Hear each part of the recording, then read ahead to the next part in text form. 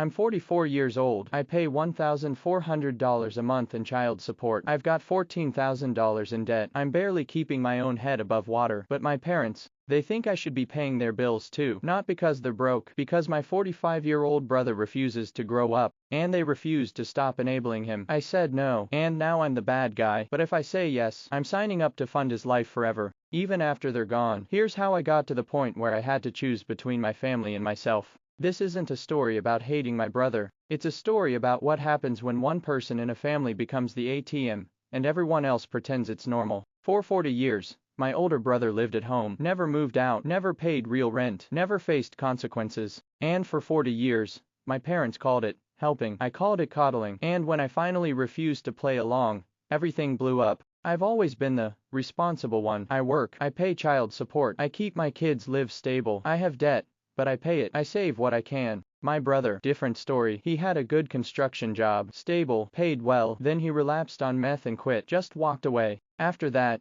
he bounced into a contract job. I told him, ride it out, get paid by the hour until the project ends. He said he was tired, wanted to knock it out quick. He quit early. Again, now he's unemployed, $7,000 in credit card debt, and living in my parents' 4-bedroom house. He takes 3 of the 4 rooms, one for him, one for each of his 2 kids from his ex. My parents, no rent agreement, no accountability. He helps with utilities, groceries, some property tax, but there's no structure, no deadline, no consequence. Meanwhile, I'm the one getting hinted at for money. A few months ago, my mom broke her arm. I moved in for 2 weeks to take care of her, bathing her, helping her to the bathroom, cooking, cleaning, everything. While I was there, my dad casually said, if you moved back, you'd save on rent. We'd charge you $1,000 for 1 room. I laughed, because my brother uses 3 rooms and pays nothing close to $3,000. I said it out loud once. That set him off. My brother had a meltdown. He told my parents, either he leaves, or I leave. He threatened to scratch my car, and he made a racial comment about my kids. They're half Asian. I left that day, went no contact for months. He never apologized. Now,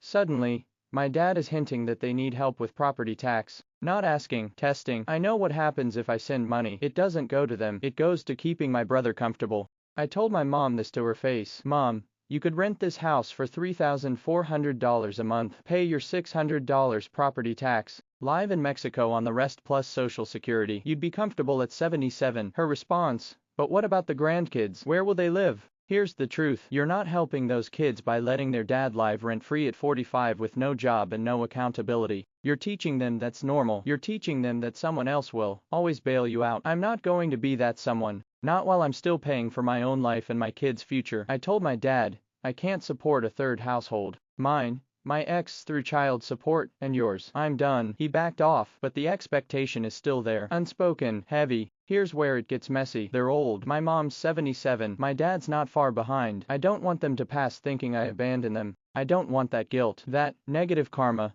feeling of dying angry at your own kid. But I also know this. If I give in now, I'm funding this forever. Even after they're gone, my brother will expect me to keep paying his rent, keep paying his debt, keep cleaning up his mess. That's not love. That's a trap. I've offered them a place to stay with me. My mom refuses. What about the grandkids? So the choice is clear. She's choosing my brother's comfort over her own security, and she wants me to pay for it. Am I the asshole for refusing? No. Would I be the asshole for going no contact? Also no. No contact isn't punishment. It's a boundary. My brother threatened me, insulted my kids, tried to kick me out of my parents' house while I was caregiving. No apology, no change. I can't fix him. I can't fix my mom's need to be the martyr. I can't fix my dad's avoidance of conflict. All I can do is stop being the one who pays for it. I don't want my parents to die thinking I hate them, but I also don't want to live the rest of my life being their backup plan. For a 45-year-old man who won't work, family doesn't mean you get unlimited access to my wallet. Love doesn't mean I set myself on fire to keep you warm. If you've ever been the responsible one in your family, you know this choice sucks. But sometimes, saying no is the only way to say yes to yourself.